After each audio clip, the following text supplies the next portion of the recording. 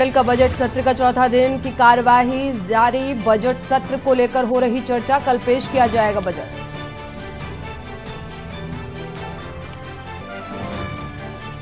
Delhi MCD स्थायी समिति चुनाव में बवाल है। एमसीडी की कार्यवाही कल तक के लिए स्थगित। रेखा गुप्ता और अमित नागपाल पर होगी कार्रवाई। पंजाब के मोहाली में लगा निवेशकों का मेला। भारी तादाद में पहुंचे देश विदेश के उद्यमी। पंजाब में विकास की बहार का रास्ता साफ। यूपी की आत्मनिर्भरता की मजबूत नींव लिखेंगी मिशन 2024 की कहानी। लोकसभा चुनाव में 80 सीटों पर बीजेपी का फोकस।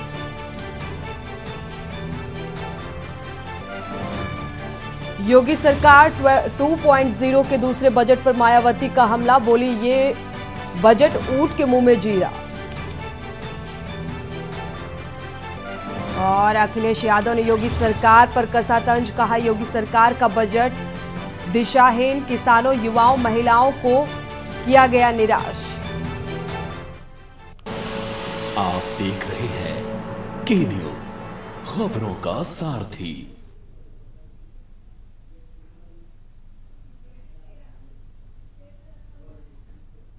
नमस्कार, आप देख रहे हैं के न्यूज। मैं हूं आपके साथ सोनी चौहान। खबरों की शुरुआत करते हैं इस वक्त की बड़ी और अहम खबर के साथ। लखनऊ से बड़ी खबर, पत्नी निखत से अवैध मुलाकात का ये मामला सामने आ रहा है। बड़ी खबर, चित्रकूट जेल में अब्बास अंसारी का ये मामला है। एंटी करप्शन कोर्ट लखनऊ ने 28 फरवरी को अब्बास को तलब किया और इस मामले में अब्बास अंसारी को तलब किया गया है। बड़ी खबर लखनऊ से,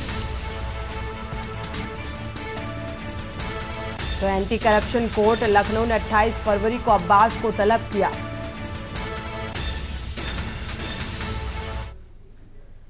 बढ़ते आगे, मेरठ से बड़ी खबर, बुधवार सुबह गला दबाकर एक बुजुर्ग की हत्या कर दी गई। शराब पार्टी के दौरान यह पूरा वाकया हुआ। बात विवाद हुआ और इसके बाद एक बुजुर्ग की हत्या का यह मामला, हसनापुर थाना क्षेत्र का यह मामला बताया जा रहा है। पुलिस ने 3 आरोपियों को गिरफ्तार कर लिया है। पूछताछ की जा रही है। आगे की कार्रवाई जारी है।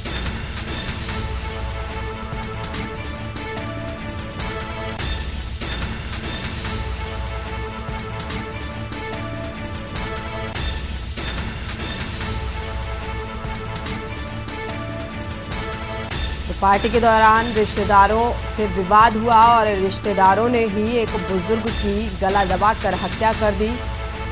तो नशे की हालत में ये पूरा मामला सामने आया। हालांकि पुलिस ने 3 आरोपियों को गिरफ्तार भी कर लिया है। उनके खिलाफ कार्रवाई की जा रही है। तो पूछताछ और उसके बाद कार्रवाई। तो शराब पार्टी के बाद रिश्तेदारों से विवाद हुआ था, जो बात निकलकर सामने आ पा रही है और इसी के चलते गला दबाकर इस बुजुर्ग की हत्या की गई।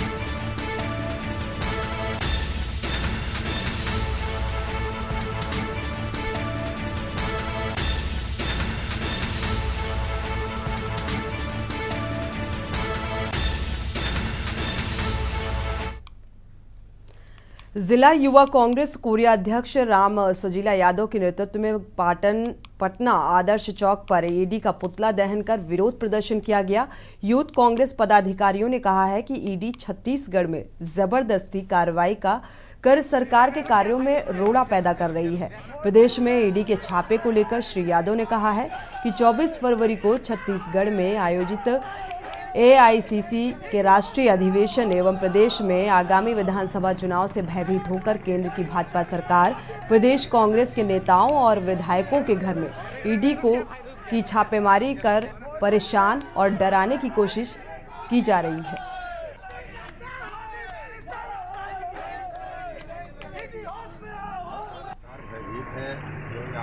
राष्ट्रीय सम्मेलन रखा गया है, इसको फेल करने के लिए जो कांग्रेसी नेता हैं उनको बदनाम करने के लिए इनके द्वारा छापा मारा गया है और कहीं नहीं, कुछ भी नहीं मिला इनको। इन्हें जगह मारे, सब सारे के सारे छूट गए। ये तो जानबूझ के उनकी सोची समझी साजिश है, इसके तरफ कांग्रेसियों को बदनाम करें और हम राज करें। अब ऐसा नहीं चलेगा।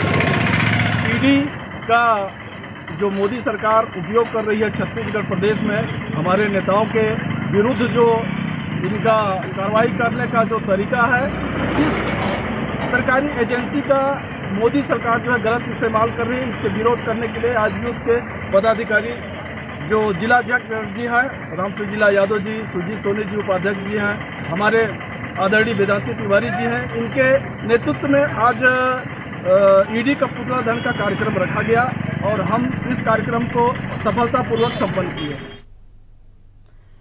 बढ़ते आगे अगली खबर का रुख करते हैं। बेमतला में पिछले 17 दिनों से आंगनबाड़ी कार्यकर्ता अपनी विभिन्न मांगों को लेकर हड़ताल पर बैठे हैं और वो अलग अलग कार्यक्रम कर सरकार का ध्यान आकर्षित कर रहे हैं। कभी थाली बजाकर तो कभी गाना गाकर, कभी भीख मांगकर अपना धरना प्रदर्शन कर सरकार को जगाने का प्रयास कर रहे हैं।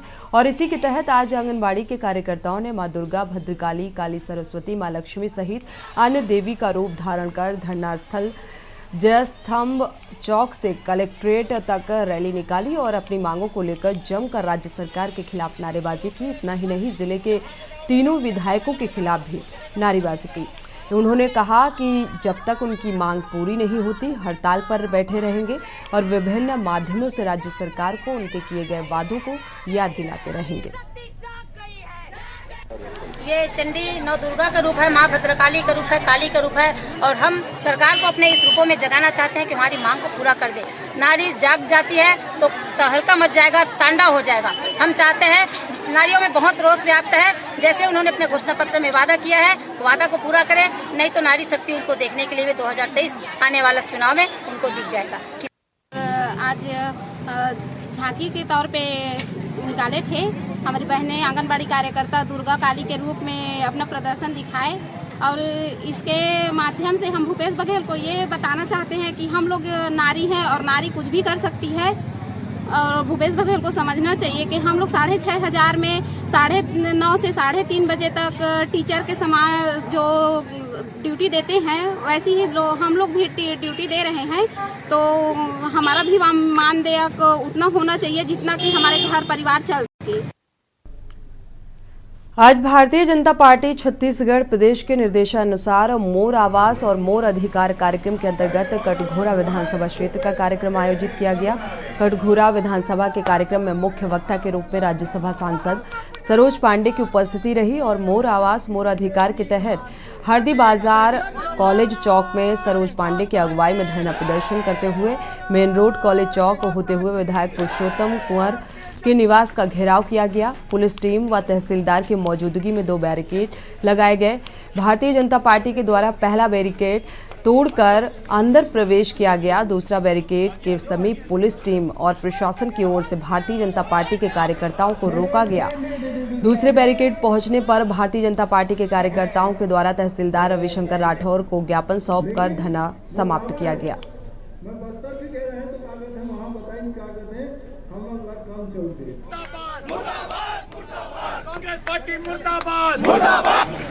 भारतीय जनता पार्टी के द्वारा पूरे प्रदेश भर से मोर आवास मोर अधिकार के विषय को लेकर और कांग्रेस की सरकार ने चुनाव के घोषणा पत्र में जिन विषयों को कहा था उन विषयों को लेकर सभी जगहों पर जनप्रतिनिधियों का घेराव किया जा रहा है। उसी तारतम्य में आज यहाँ का घेराव हुआ है।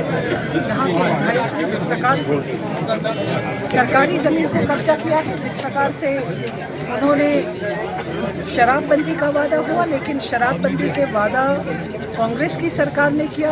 आज कटघोरा विधानसभा में यहाँ के विधायक पुरुषोत्तम कंवर जी के गृह का घेराव किया गया, घर का घेराव किया गया है। मोर आवास मोर अधिकार, जो कि एक एक व्यक्ति का अधिकार है उसका मकान पाना, प्रधानमंत्री आवास योजना के तहत पूरे भारतवर्ष में हमारे देश के प्रधानमंत्री जो हमेशा गरीब किसान भाइयों की चिंता करते हैं, उन्होंने यह चाहा था कि 2022 तक हर गरीब इंसान के सर पे छत होना चाहिए और इस संकल्प को लेकर के चले थे और उन्होंने पूरे भारत देश में सभी राज्यों में यह अधिकार गरीबों को दिलाया। उधर जगदलपुर में 2023 चुनावी वर्ष होना है और दोनों ही राष्ट्रीय पार्टियां अपनी अपनी उपस्थिति मुखर करने और प्रदर्शन रैलियों धरना प्रदर्शन के माध्यम से शक्ति प्रदर्शन कर रही हैं और इसी तारतम्य में भाजपा आवास मोर अधिकार प्रधानमंत्री आवास योजना के तहत छत्तीसगढ़ में कांग्रेस सरकार द्वारा गरीबों के लिए दिए जाने वाले मकान नहीं बनाए जाने के चलते पूरे प्रदेश में इसका विरोध प्रदर्शन किया जा रहा है। इसी के चलते आज जगदलपुर के विधानसभा क्षेत्र भाजपा मंडल द्वारा जगदलपुर विधानसभा के विधायक रेखचंद जैन के कार्यालय का घेराव किया गया और प्रदर्शन भी किया गया। इस दौरान पुलिस ने सुरक्षा के पुख्ता इंतजाम किए। विधायक कार्यालय के चारों ओर तगड़े बैरिकेड्स किए गए। एसडीएम को ज्ञापन भी सौंपा गया।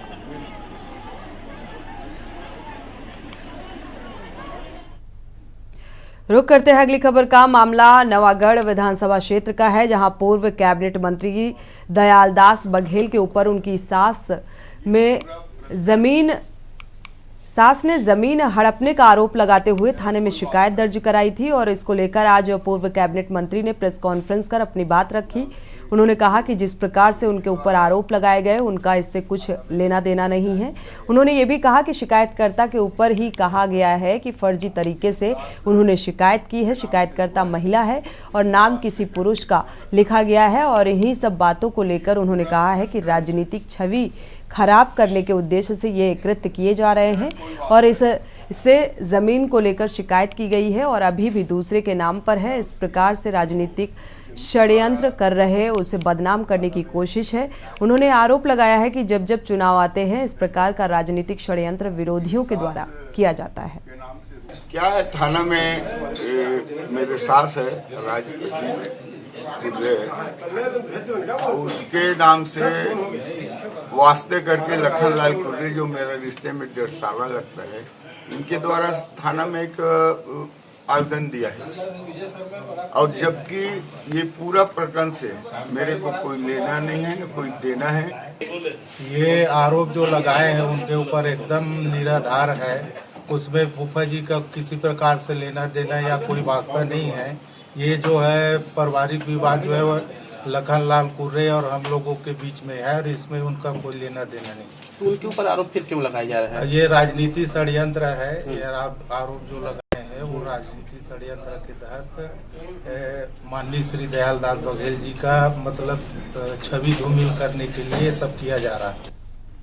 कोरबा में मोर आवास मोर अधिकार कार्यक्रम के तहत भारतीय जनता पार्टी के कार्यकर्ताओं ने राजस्व मंत्री जयसिंह अग्रवाल के आवास का घेराव किया। छत्तीसगढ़ विधानसभा के पूर्व नेता प्रतिपक्ष धर्मलाल कौशिक की अगुवाई में बड़ी संख्या में बीजेपी कार्यकर्ताओं ने पावर हाउस रोड पर विशाल रैली निकाली और दूरपा रोड स्थित राजस्व मंत्री जयसिंह अग्रवाल के आवास को घेरने की कोशिश की, मगर पुलिस ने उन्हें रास्ते में ही रोक लिया और इस दौरान पुलिस और कार्यकर्ताओं के बीच जमकर झड़प हुई।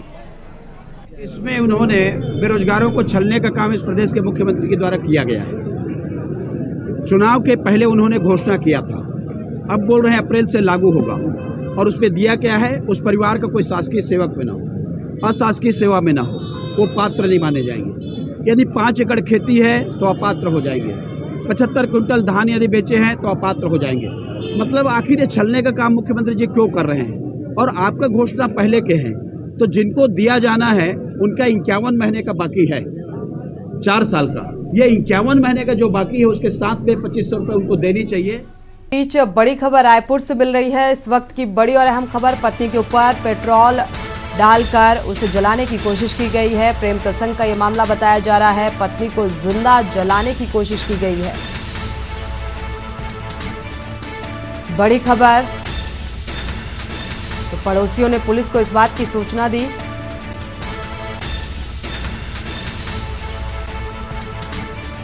और महिला को अस्पताल पहुंचाया गया। जालौन से बड़ी खबर,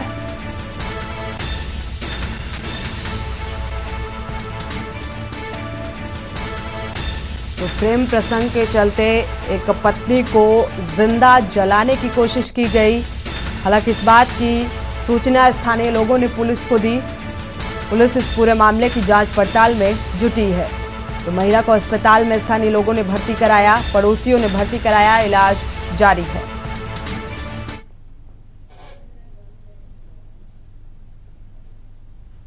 आज ग्राम बेवना राजा थाना कैलिया के अंतर्गत पड़ता है, जिसमें शिल्पी पत्नी श्री जगत सिंह कि सूचना मिली थी कि आग लगकर जो है लगने के कारण जल गई है।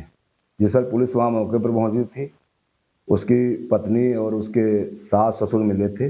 पति मौके पर मिला नहीं था। पत्नी को ले जाकर के जो हॉस्पिटल पहुंचाया गया, जहां से यहाँ से CSC से उसको जो झांसी रेफर कर दिया गया। झांसी में उसके साथ एक सब इंस्पेक्टर, एक महिला कांस्टेबल, एक कांस्टेबल हमारे पुलिस के हैं तथा उसका चाचा MP से आ गया है, क्योंकि उसका मायका थाना दबोह, ग्राम परीक्षा, जिला भिंड में पड़ता है। वहाँ से उनके परिवार वालों को सूचना दे दी गई है।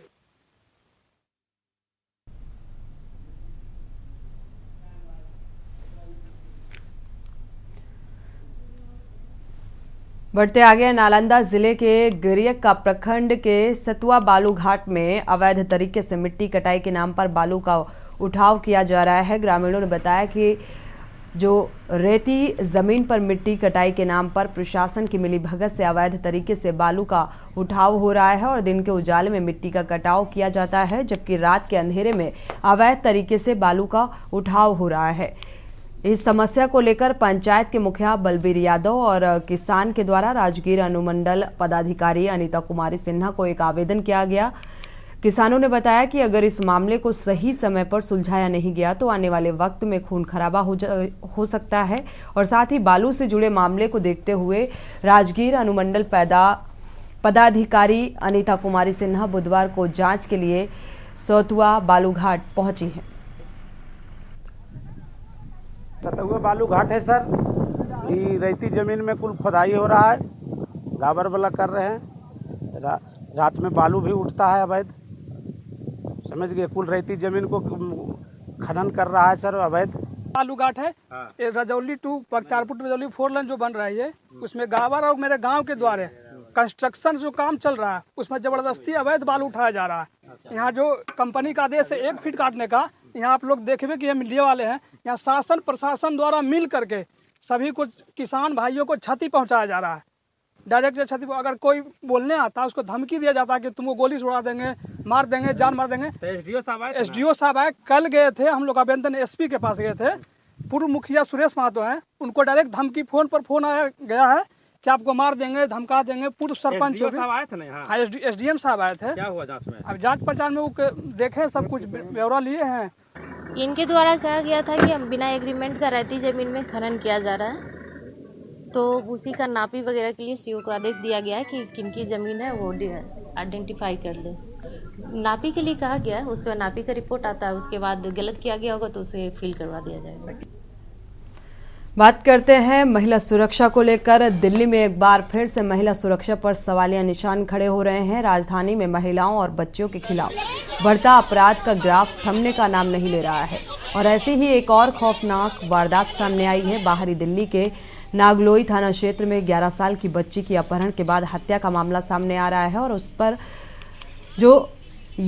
इस मामले को लेकर पुलिस पर भी लीपापोती का आरोप लगाया जा रहा है। दरअसल मिली जानकारी के अनुसार बीते 9 फरवरी को एक 9 साल की नाबालिग छात्रा स्कूल से लापता हो गई थी, जिसकी शिकायत पुलिस को दी गई थी। पुलिस ने नाबालिग छात्रा को दिल्ली और आसपास के राज्यों में खूब तलाशा, लेकिन नाबालिग का कुछ पता नहीं चल सका। आखिरकार पुलिस को मुंडका इलाके के मंगलवार 21 फरवरी को एक शव बरामद हुआ, जिसे परिजनों ने बच्ची के पैर और स्कूल की बैग व बॉटल से पहचान लिया। आरोप है कि पुलिस ने जबरन बच्ची का अंतिम संस्कार करवाया और इस दौरान शमशान घाट पर हाई वोल्टेज ड्रामा भी देखने को मिला।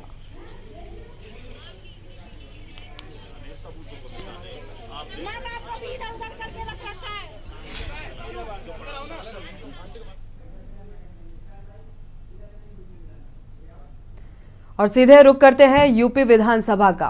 2 लोगों को पूरी बात की है, बाकी सब लोग प्लीज। माननीय मनोज पांडे जी। माननीय अध्यक्ष जी, मैं आपका आभारी हूं कि इस 300 के अंतर्गत इस आवश्यक सूचना जो इस पूरे सदन से संबंधित है, आपने हमें अनुमति दी। महोदय, मैं आपके माध्यम से सदन का ध्यान लोक महत्व के विषय की ओर से दिलाना चाहता हूं कि विधानसभा के प्रथम सत्र दिनांक 31/5/2022 माननीय मुख्यमंत्री जी द्वारा विधानमंडल क्षेत्र विकास निधि, जो कि 3 करोड़ प्रत्येक वित्तीय वर्ष थी, को 5 करोड़ करने की घोषणा की गई थी, परंतु उक्त निधि अभी तक केवल 3 करोड़ ही अवमुक्त की गई है। साथ ही साथ उक्त निधि से 18 से 22% जीएसटी काट ली जा रही है, जिसके कारण उक्त निधि वास्तविक रूप से माननीय सदस्यों को 2,46,00,000 ही शेष बची है, जो कि गत वर्ष से 54 लाख कम हो गया है, जिसके कारण सभी माननीय सदस्यों को विकास कार्य कराने में बाधा हो रही और प्रभावित हो रहा है। साथ ही सदन में माननीय मुख्यमंत्री जी की घोषणा का पालन भी नहीं हो पा रहा है। ज्ञात हो कि इस विषय में पूर्व में भी शीतकालीन सत्र में विधानसभा में उठाया गया था, जिस पर सरकार की ओर से माननीय संसदीय एवं वित्त माननीय मंत्री जी द्वारा ये घोषणा की गई थी कि जो घोषणा माननीय मुख्यमंत्री जी द्वारा की गई है वो इसी वर्ष 2022-23 के वित्तीय वर्ष के में माननीय मुख्यमंत्री जी की घोषणा पूरी की जाएगी, पर इसी वित्तीय वर्ष 22-23 में दे भी दी जाएगी।